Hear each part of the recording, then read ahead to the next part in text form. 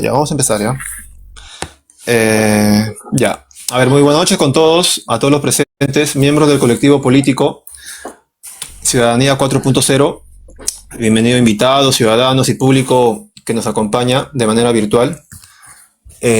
Reciban la cordial bienvenida a este importante espacio de análisis y reflexión denominado Perú en conflicto, policía, lawfare, también conocido como guerra jurídico-legal, y la batalla por la representación popular. Los temas que vamos a tratar el día de hoy son los siguientes: el uso de la fuerza policial y militar frente a los conflictos sociales, lawfare, la tercera pata del neoliberalismo contra la democracia, los casos de Gregorio Santos, Antauro Humala, Guillermo Bermejo y Pedro Castillo. Eh, Nuestro colectivo como visión tiene construir una sociedad vigilante, informada y comprometida con la defensa de la democracia, las libertades fundamentales y la identidad nacional, contribuyendo a la construcción de una sociedad justa. Nuestra misión es que somos un colectivo de personas dedicadas a analizar la coyuntura política para generar consensos, promover la participación ciudadana, y tenemos como objetivo, nuestro objetivo es educar y movilizar a la ciudadanía digital. Bueno, en un contexto nacional marcado por la polarización política, la crisis de confianza en las instituciones y los constantes debates sobre la democracia y el Estado de Derecho, pues nos resulta fundamental abrir espacios como este, ¿no? Espacios de diálogo que permitan comprender las diferentes perspectivas sobre los acontecimientos que vive nuestro país.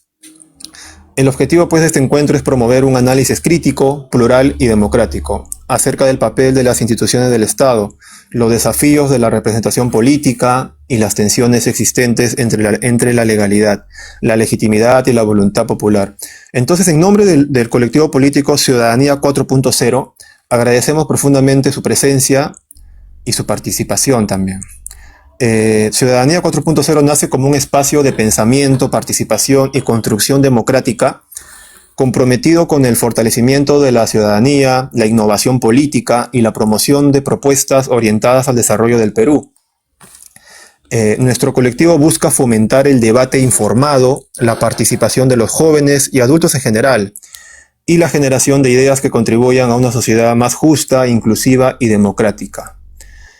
El tema que hoy nos convoca aborda, pues, tres elementos fundamentales de la coyuntura peruana: el rol de la Policía Nacional en los conflictos sociales y políticos, el debate sobre el denominado lawfare, entendido por algunos sectores como el uso estratégico de mecanismos judiciales y legales con fines políticos, la disputa por la representación popular y la legitimidad de las instituciones democráticas. Estos temas han generado intensos debates en el Perú y en diversos países en América Latina, por lo que resulta necesario analizarlos desde una perspectiva académica, jurídica y política. Entonces vamos a comenzar con la presentación de los expositores que nos acompañan el día de hoy. Entonces, a continuación, vamos a escuchar, pues, las valiosas intervenciones de nuestros expositores. Invitamos en primer lugar a Yuri, quien va a desarrollar el tema el uso de la fuerza policial y militar frente a los conflictos sociales. Muy bien, adelante, Yuri.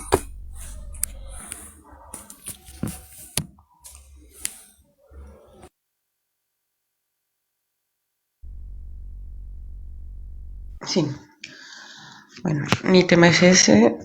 Bueno, voy a comenzar. ¿Se han dado cuenta que en el Perú el presupuesto para enviar policías a una marcha o una protesta aparece en 24 horas? Pero el presupuesto para llevar agua potable tarda 20 años. Para entender esta contradicción debemos dejar claro que en el Perú los conflictos sociales no aparecen de la nada. No son simples peleas ni problemas de orden público. Son el resultado de años de desigualdad, de abandono del Estado, de contaminación y centralismo. Y cuando la gente protesta, la respuesta más rápida del Estado suele ser la misma: más policías, más militares, estados de emergencia.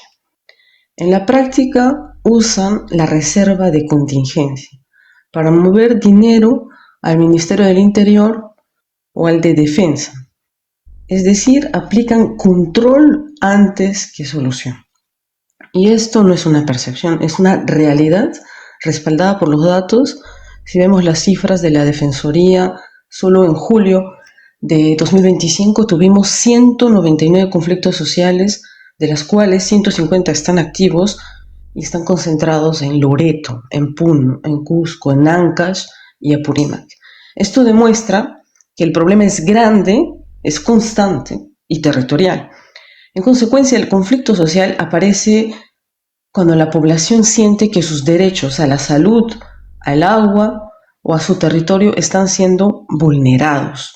No protestan por gusto, protestan porque el Estado llega tarde o no llega. Para analizar este fenómeno, yo he traído al sociólogo Johan Halldorf, que nos explica de 3 tipos de violencia. Y esto hay que dejarlo en claro. Hay violencia estructural, que son la pobreza, la desigualdad y el abandono estatal. Tenemos la violencia cultural, que son los discursos que criminalizan la protesta. Los llaman antimineros, que están en contra del progreso, tucos. Y también esta violencia cultural sirve para normalizar la represión. Y por último, la violencia directa, que sería la represión, los heridos, las detenciones y los muertos. Estas violencias golpean sobre todo a los pueblos indígenas, a los campesinos, a los que están cerca de estos territorios estratégicos. De hecho, en la Amazonía, por defender el territorio les cuesta la vida, como en el caso de Sahueto, 2014, que fueron asesinados 4 líderes ayanicas por denunciar la tala ilegal. Otro ejemplo claro es la dinámica de las bambas, que nace de un cambio técnico, camiones en vez de mineraloducto, que impactó el medio ambiente y rompió la confianza. No hubo diálogo, el diálogo se acabó, y es por eso que usaron el bloqueo de carretera como presión económica. ¿Y el Estado cómo respondió a esto? Enviando la fuerza pública, es que para desbloquear, tratando un problema social como un problema policial. Pero el problema es aún más profundo cuando descubrimos quién financia esa protección, señores. Existen convenios de la Policía Nacional del Perú con las empresas extractivas. Son acuerdos donde mineras y petroleras pagan dinero directamente a la policía para que cuide sus instalaciones. Pero ellos utilizan el uniforme, el escudo y las armas del Estado. Las cifras son alarmantes porque ha habido 138 convenios entre 1995 hasta el 2018, más de 18 millones de dólares han sido pagados a la Policía Nacional del Perú. El gran peligro es que rompe la neutralidad policial. La población deja de ser vista como ciudadanos con derechos y pasan a ser tratados como una amenaza para la inversión. Y es ahí, en esos lugares, donde se generan más violaciones a derechos humanos y más violencia. A este escenario se le suman las leyes de Ruspigliosi, que amplían el blindaje legal para las fuerzas del orden, creando así un Estado más duro y menos democrático. En conclusión, la represión no resuelve conflictos, solo los congela y restringe la ciudadanía. Por eso la pregunta en el fondo es, ¿queremos un Estado que proteja a las personas o un Estado que funcione como el guachimán de las grandes inversiones? Gracias y ahí me quedo. Los escucho.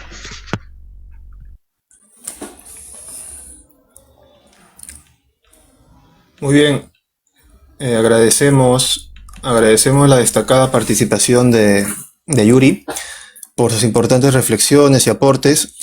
Entonces, seguidamente invitamos a Sebastián para que desarrolle el tema lawfare la tercera pata del neoliberalismo contra la democracia. Adelante, Sebastián.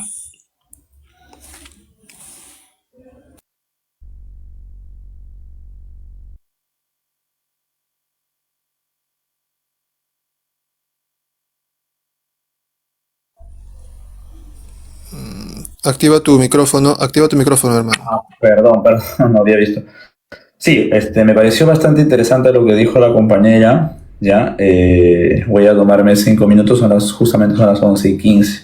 Ya, bueno, en primer lugar, saludar a los que nos están viendo ahí desde sus pantallas, no desde sus celulares. En efecto, sigan esta cuenta, este es un espacio para reflexionar desde la política. Mi nombre es Sebastián y bueno, a mí me ha tocado, o mejor dicho, he visto necesario comentar, ¿no? Reflexionar este tema, ¿no? Que es el lawfare como una de las patas, ¿no? O la tercera pata, podríamos llamarle, o el tercer sostén, ¿no? Del neoliberalismo que atenta contra la democracia. ¿Ya? Eso en primer lugar. Y bueno, decirles también, chicos, que justamente decía que era interesante lo que decía la compañera, porque dentro de esos conflictos sociales que vamos a encontrar en nuestro país, definitivamente van a destacar personalidades, ¿no? Van a sobresalir liderazgos, representantes, ¿no? Representantes que van a ser evidentemente víctimas. ¿Víctimas de qué? De una persecución. Víctimas de denuncias, víctimas de difamaciones, sobre todo de denuncias, ¿no? Sedición, tuquismo, etcétera, ¿no? Justamente los compañeros acaban de mostrar esos casos, ¿no? Porque estos señores también han sido parte, ¿no? De escenarios de conflictos sociales. Y nuestro país, pues creo que, y qué decir, la región es prácticamente caldo de cultivo para que se generen este tipo de escenarios conflictivos y evidentemente pues marquen o fijen la mirada en alguien a quien, digamos, desvivir civilmente, porque ahora ya no es desvivir, digamos, te puedo decir, ¿no? Desde la vida, ¿no? Sino es desde la honra, desde la dignidad, ¿no? Por decirlo de alguna manera. Entonces, mi tema efectivamente es lawfare y parto pues, ¿no? De una interrogante, ¿no? ¿Por qué denominarlo así, ¿no? A la persecución política, ¿no? A la judicialización de la política, ¿no? O a la politización de la justicia, ¿no? Que son más o menos los sinónimos de este lawfare, ¿no?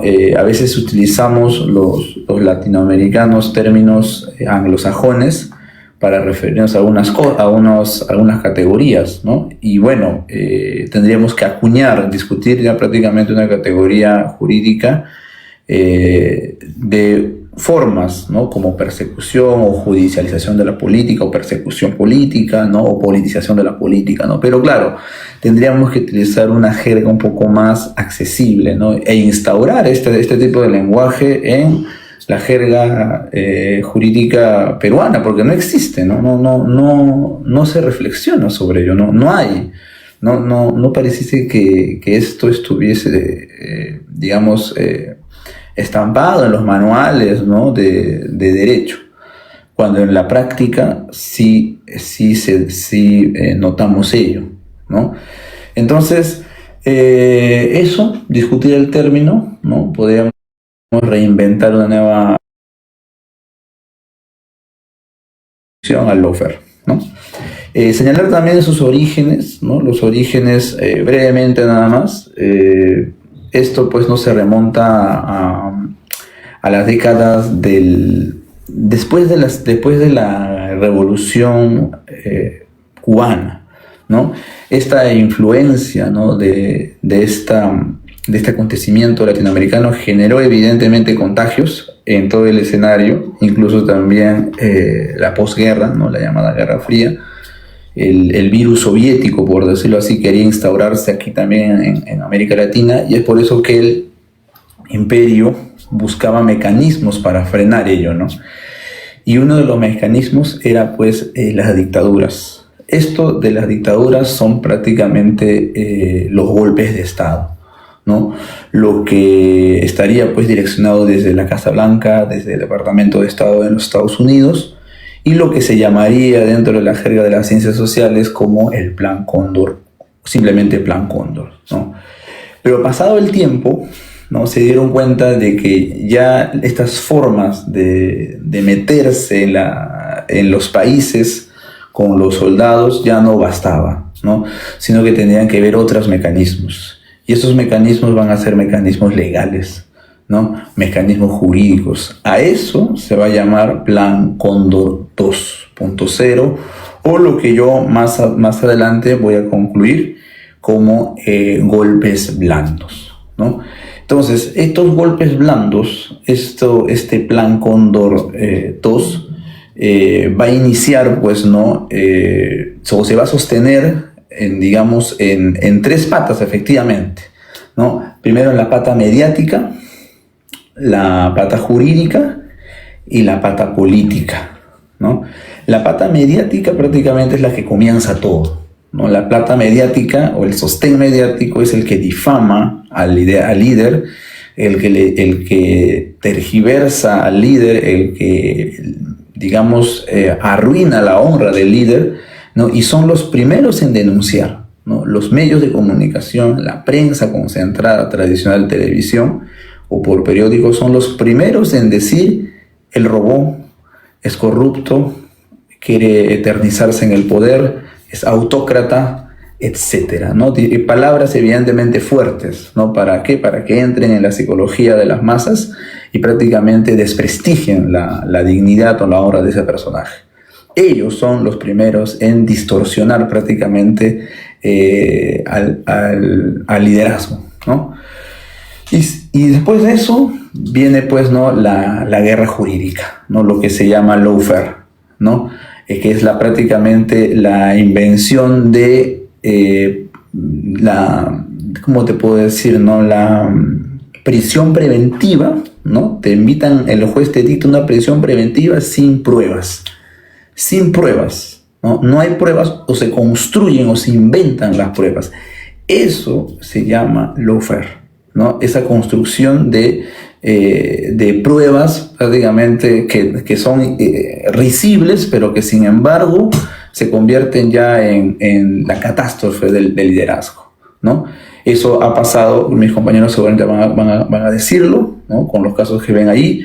Yo también tengo evidentemente algunos casos, como la de Cristina Fernández de Kirchner, por ejemplo, ¿no?, que tenía hoteles, ¿no?, allá en la Argentina. Lula da Silva, que supuestamente tenía también un hotel, ¿no?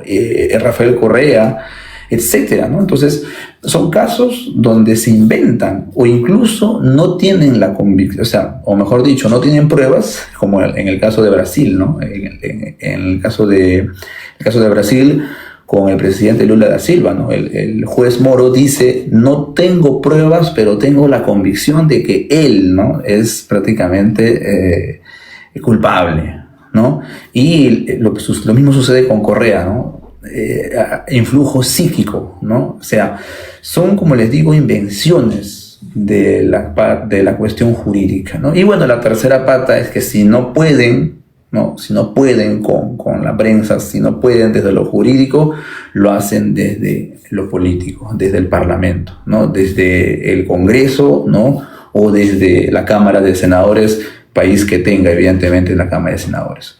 A todos estos dos, y termino con esto, ¿no?, a todos estos tres, mejor dicho, elementos, ¿no?, se denomina golpe blando, ¿no? Ya no se necesita la fuerza, ya no se necesitan los militares, ahora se necesitan simplemente estos tres elementos para, pues, arruinar, desprestigiar, descalificar, ¿cierto? Por ahí dije, y con esto termino, dar una muerte civil al protagonista, ¿no? Eso nomás, compañeros, muchas gracias, me he pasado un poquito del tiempo, discúlpenme quizás por este detalle. Gracias. No hay problema, está bien. Muy bien, agradecemos la participación de Sebastián. Bueno, vamos a pasar con el que es Exxon. Buenas noches, Exxon. Exxon va a hablarnos acerca del caso de Gregorio Santos. Adelante, Exxon. Buenas noches, ¿qué tal? ¿Cómo están? Buenas noches a todos. Espero ser claro, directo, conciso, ¿no? En el tema del caso de Gregorio Santos, que es la relación que existe, justo lo que mencionaba mi compañero anterior, la relación que existe, ¿no? Entre el poder, el conflicto social y la prisión, ¿no? Directamente. Bueno, Gregorio Santos, ¿no? Ex gobernador regional de Cajamarca y líder político de izquierda. Una figura importante porque es protagonista de un fenómeno electoral inédito en el Perú, que ya bueno, les voy a explicar más adelante, ¿no? Y ganó las elecciones,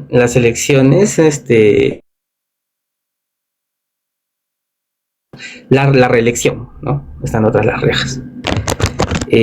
Vamos a ver lo que es su crecimiento político y el conflicto con Conga.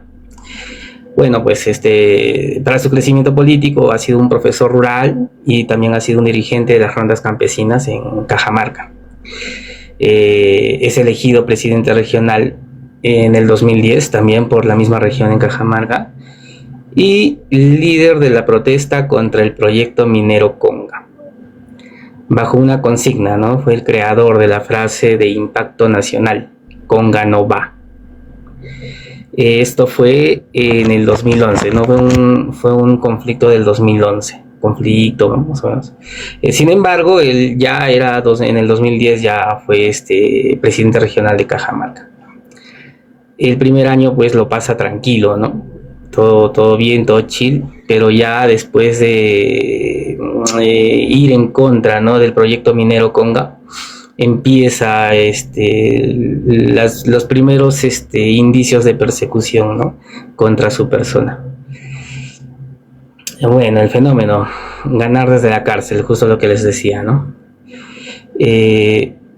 Detenido preventivamente en junio del 2014, entre comillas, ¿no? corrupción, candidato en campaña promovido como un mártir ambiental, porque hasta esa fecha no había prueba realmente, ¿no? Por eso dice es detenido previamente, ¿no? Una prisión preventiva. Fue promovido como un mártir ambiental, ¿no? Ganador de la reelección regional con el 44% de votos en Cajamarca. Fue impedido por el Jurado Nacional de Elecciones de poder recibir la encargatura, ¿no? Al estar recluido en Piedras Gordas, en Lima. Bueno, de todas maneras, en el 2016 también se presentó a la banda presidencial, ¿no? Participó, ¿no? en las elecciones presidenciales bajo el partido Democracia Directa y quedó como con sexto lugar, ¿no? Eso para ese entonces ya en el 2014 al no tener ¿no? unas pruebas contundentes en contra de su persona, fue liberado, ¿no? Porque estuvo como 25 meses en cárcel, que no, ya tenían que soltarlo, ¿no? Caída y situación judicial de acá del señor Santos. Prófugo de la justicia tras dictarse su sentencia definitiva. Eso ya en el 2016, creo, sí. Y detenido en la selva peruana en el año 2020. Hallado culpable de colusión agravada y lavado de activos en su encargatura como gobernador regional. Y actualmente preso en el penal de máxima seguridad Castro. Vamos a tener una pequeña conclusión. Ha sido un símbolo del quiebre entre demandas sociales y corrupción. y ejemplo de la profunda crisis de los liderazgos regionales que tenemos acá en el Perú, ¿no?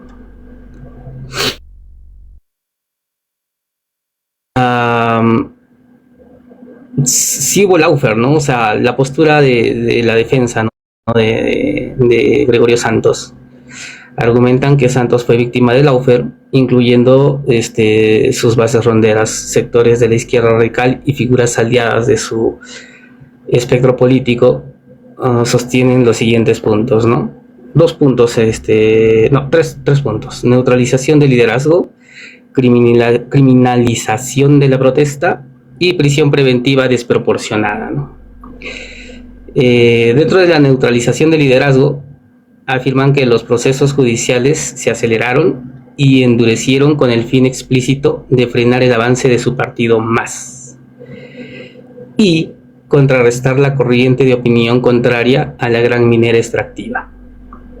A esos dos puntos básicos, ¿no? Que es el sector más importante ¿no? de ingresos nacionales, ¿no? Para nuestro per cápita interno, que es la minería, ¿no? Que es el extractivismo, mejor dicho, ¿no? Bueno, la criminalización de la protesta. Se argumenta que el aparato estatal e institucional fue utilizado políticamente para castigar su férrea oposición al proyecto minero.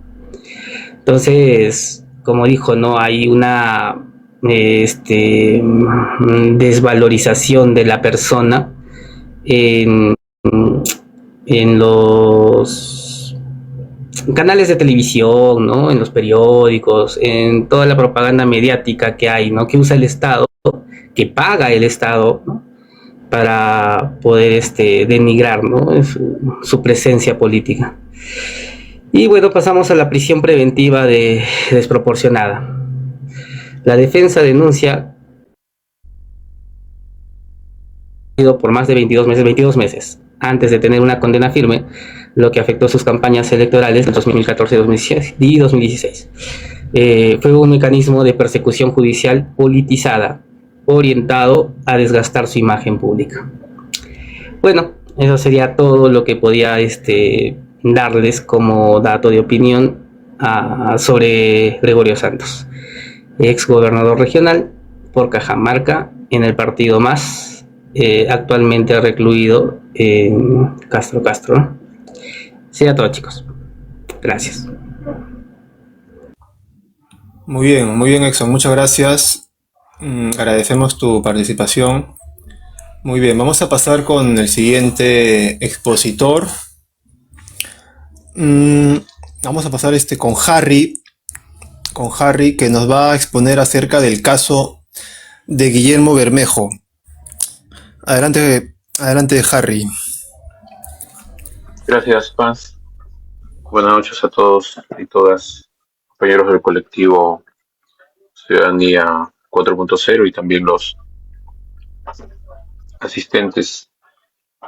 El caso de Guillermo Bermejo creo que es un caso ejemplar porque es evidente que nadie está libre, así tengas un cargo político, seas un congresista de la República, nadie está libre del terruqueo, nadie está libre del lawfare si es que te vuelves peligroso para los intereses de los poderes fácticos en el Perú. No voy a hablar ni hacer un juicio de valor sobre las ideas políticas de Bermejo, sobre su actuación en el Congreso o en casos o en momentos pues críticos para la historia peruana, sino solo me voy a enfocar en su situación de preso político, porque eso es Guillermo Bermejo. Bermejo está condenado y quiero en esta breve alocución que se entienda por qué esta condena por terrorismo es una vergüenza para la justicia peruana. Bermejo es un congresista de izquierda, elegido en las elecciones de 2021 por Lima, y desde el día 1 se convirtió en un dolor de cabeza para el fujimorismo y sus aliados. ¿Por qué? Porque denunció la corrupción desde dentro. Y no solo se volvió una piedra en el zapato para todo el sistema corrupto de la clase política peruana, sino que también en momentos de eternas mociones de vacancia contra el presidente Castillo, logró ser actor político importante en las movilizaciones sociales que se hacían en ese momento para salvar el sistema democrático. Es importante señalar también esta cronología de la persecución que llevó a su encarcelamiento y condena de manera abusiva. En el 2021, como ya he señalado, Bermejo es elegido, volviéndose pues un elemento crítico dentro del andamiaje fujimorista. En enero del 2022, la Fiscalía, a cargo de Marco Guamán Muñoz, le abre una investigación por filiación terrorista.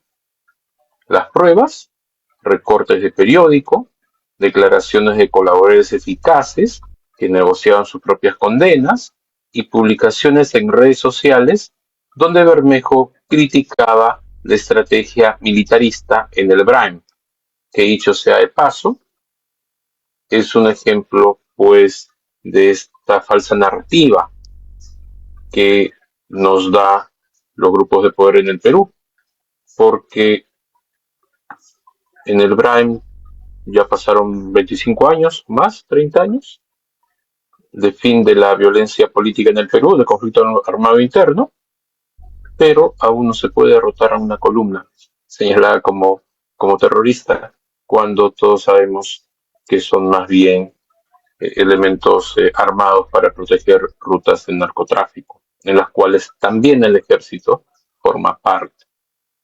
Es decir, el delito de Bermejo era opinar, literalmente, era criticar. Para febrero del 2022 es detenido, allanan con cámara de televisión su vivienda. ¿Cómo sabían que los canales le iban a hacer un allanamiento? Porque alguien filtró la información, lo querían mostrar como un terrorista en cadena nacional. Luego, ya para el año pasado, un poco para abreviar el caso, el año pasado la Sala Penal de Apelaciones revisa el caso con las mismas pruebas que jueces e instancias anteriores consideraron insuficientes. ¿Cuáles fueron las instancias anteriores? En 2024, un juez de primera instancia revisa todas las pruebas, las analiza una por una y dice: aquí no hay nada. Absuelve a Bermejo, lo declara inocente. No hay prueba alguna de su filiación terrorista. Pero la Fiscalía, en una evidente decisión política, apela. ¿Por qué? Porque no quieren justicia, lo que quieren es venganza. Y así, en el año 2025, sin una sola prueba, ya para este año, ¿no?, previo a las elecciones, se decide revocar la absolución y se condena a Bermejo. Justamente acá tengo la nota de prensa del Poder Judicial, donde señala: la Corte Superior Nacional dicta 15 años de prisión contra el congresista Guillermo Bermejo Rojas por afiliación terrorista. Se le atribuye haber buscado vínculos con grupos internacionales como las FARC y el MIR para promover la denominada lucha armada. Tema totalmente delirante, porque como todos sabemos, Sendero Luminoso ya no existe. Incluso para el año en que se señala que realizó estas actividades, totalmente falaz esa conclusión, en 2008 y 2009. Cosa curiosa, ¿no? El vínculo con la FARC. Como todos sabemos, la FARC desde la primera década, segunda década del siglo XX, está en total remisión. Actualmente no existe la FARC, ni mucho menos el MIR, ¿no? Me puse a buscar, y es el caso tan obsceno, ¿no?, a qué se referían con el MIR y el Movimiento Izquierda Revolucionaria, El más cercano estuvo pues en Chile, aquí en los años 60. No existe tal organización armada en actividad ni en esas épocas ni en estas. Por eso es tan burda esta condena. Hoy Guillermo Bermejo está preso, su defensa ha presentado recursos de casaciones ante la Corte Suprema, pero mientras tanto está recluido. ¿Por qué es esta una condena injusta? Lo voy a resumir brevemente en 4 puntos. Primero, las mismas pruebas que sirvieron para absolverlo, sirvieron para condenarlo. ¿Qué cambió? No las pruebas. Lo que cambió fue la presión política sobre los magistrados, principalmente en épocas de elecciones, porque era un secreto a voces que Guillermo Bermejo iba a ser candidato. No sé si a la presidencia, no sé si al Congreso, sea Senado, diputados, pero que iba a ser candidato, iba a ser. 2. El fiscal que impulsó la acusación está denunciado por corrupción. El propio Bermejo lo denunció. Y mientras la denuncia contra el fiscal duerme, la condena contra Bermejo avanzó. 3. No hay pruebas materiales de alguna actividad terrorista. No hay armas, no hay explosivos, no hay atentado atribuido, no hay comunicaciones interceptadas. Lo que hay es criminalización de sus opiniones políticas. En el Perú de hoy, opinar contra el sistema es terrorista. Y 4. Bermejo no es un caso aislado, es parte del patrón. Cómo se va a exponer o cómo se está exponiendo en ese live. Pero Casio está preso, Adubir está preso, Goyo Santos está preso. Ese es el lawfare. Esa es la guerra jurídica contra los opositores. Por eso, para ya culminar, lo que necesitamos es que se difunda y se pida sin distinciones de banderas o tiendas políticas la libertad para todos estos presos políticos y perseguidos y censurados, limitados en sus actividades políticas. Muchas gracias. Muy bien, gracias Harry, gracias por tu exposición, gracias por tu destacada participación. Muy bien, vamos a pasar con el siguiente caso, con el siguiente expositor. Cristian está con su nick embajador. Vamos a continuar contigo, Cristian, con el tema, el caso del expresidente Pedro Castillo. Adelante, Cristian. Bien, compañero Vance, buenas noches con todos. Voy a exponer sobre la persecución política de Pedro Castillo. Empiezo con esta pregunta, ¿no? ¿Qué pasa cuando un maestro rural llega a la presidencia, ¿no? Y el poder tradicional no lo acepta.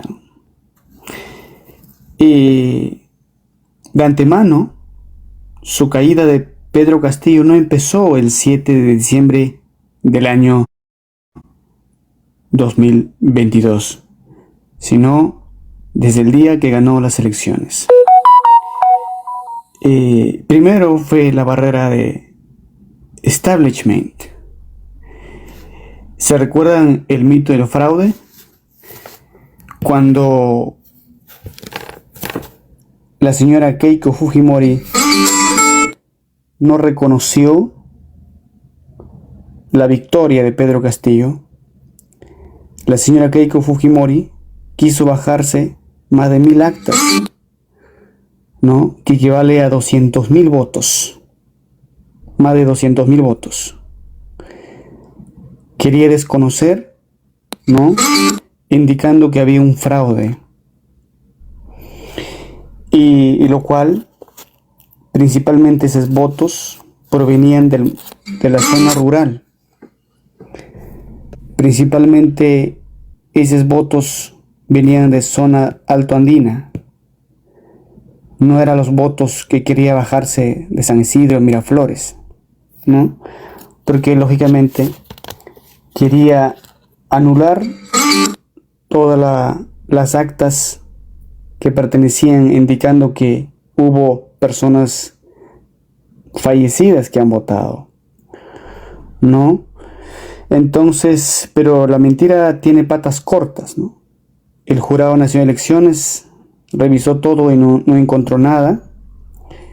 La Organización de Estados Americanos, la OEA, la Unión Europea y hasta Estados Unidos vigilaron la votación y dijeron que fue una elección limpia, ejemplar y transparente. Entonces, el supuesto fraude nunca existió. Solo fue una estrategia política para desconocer el voto campesino y declarar la guerra a su gobierno desde el día 1. Eso fue el principal de establishment. Segundo, los constantes mociones de vacancia e intentos de destitución y la censura de sus ministros a pocas horas de la semana. ¿Ustedes sabían que Pedro Castillo no lo dejaron gobernar ni un solo día en paz? La oposición le metió 3 mociones de vacancia presidencial. No, la primera le plantearon en solo 4 meses. Eso no era fiscalizar, ¿no? Era quererse tumbar al gobierno. Y no solo fue contra él. Destruyeron la estabilidad del país cambiando ministros a la fuerza. Castillo tuvo que nombrar a más de 70 ministros porque el Congreso interpelaba y censuraba a todo el que intentaba hacer cambios. Ningún país puede avanzar si le cambian a ministro de Educación, a ministro de Salud cada 2 semanas, ¿no? Fue un sabotaje sistemático para que el gobierno de Pedro Castillo colapsara, y la inestabilidad que el mismo Congreso provocaba, y eso obviamente era un sabotaje político, ¿no? Y 3, hubo una estrategia de desgaste permanente por parte de los medios de comunicación. El periodismo, ¿no? Los 24 horas del día había una persecución, un acoso, una amenaza. Como vemos en Perú, existe un grupo económico que controla casi el 80% de los medios escritos y televisivos. Esa prensa concentrada le declaró la guerra a Castillo desde el primer día. Y el otro, la persecución judicial. Aquí viene la más grave, ¿no? De que quién fue el fiscal de la nación que la detuvo y lo empapeló en tiempo récord. ¿No fue la fiscal Patricia Benavides? Aquella fiscal que usó todo su poder como fiscal de la nación para poder blindar a su propia hermana. Una jueza acusada de liberar narcotraficantes a cambio de coimas. Y como la fiscal Betsabe Revilla lo estaba investigando de verdad, Benavides simplemente lo sacó del camino y la votó. Y luego fue destituida por la Junta Nacional de Justicia, ¿no? A esta fiscal mafiosa Patricia Benavides. Y ahora, en este caso, también el choque social también fue una persecución con fuerte componente de discriminación y racismo, ¿no? Estructural. Para las élites de Lima, a un maestro de chota con sombrero en Palacio de Gobierno era inaceptable. Por eso el mensaje era, ustedes no pertenecen aquí, ¿no? Eso era el mensaje. Y como hemos visto las semanas pasadas, como la resolución de los expertos de la ONU dijo que la detención de Pedro Castillo fue arbitrario, ¿no? Y recomendó su liberación. Entonces, si un organismo de Naciones Unidas se pronuncia, es porque evidentemente hubo una persecución política contra Castillo. No respetaron la inmunidad presidencial. Había una niña de 9 años dentro del carro y los policías apuntando con armas, ¿no? Tranquilamente pudo haber, quizás, quién sabe, ¿no? Un disparo. Y fue no hubo Estado de Derecho en el caso de Pedro Castillo. Y como vemos, la confesión más sincera del vicepresidente Enrique Torres, de este fujimorista recalcitrante, él mismo confesó y declaró que para poder sacar a Castillo tiene que haber una unión de fuerzas con los medios de comunicación, Ministerio Público, ¿no?, la Fiscalía y el Congreso. Ahí está su confesión más sincera del fujimorismo. Quiero concluir que para Castillo, si bien es cierto, en el principio cometió errores. Castillo, en el principio, le dio la espalda al propio partido que le llevó al gobierno. Sin embargo, este partido también luego compartió las sábanas con el fujimorismo. Pero en este caso, Pedro Castillo fue un perseguido político y estuvo bajo una presión extrema. Pero el desenlace final fue un golpe blando, orquestado por sus opositores, ¿no? Y así como ya hemos visto las declaraciones de Enrique Torres. Muchas gracias. Eso es toda mi intervención. Ok, muchas gracias, Cristian. Muchas gracias por tu exposición. Bueno, a continuación yo voy a exponer acerca del caso de Antauro Humala. Ya, el tema del caso de Antauro Humala.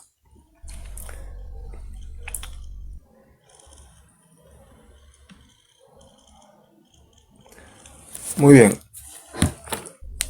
Este es un tema que ha generado pues un amplio debate político, jurídico en el Perú. El caso de Antauro Humala, así como el presunto impedimento para su participación política, primero como candidato a la presidencia de la República y posteriormente pues como candidato al Senado.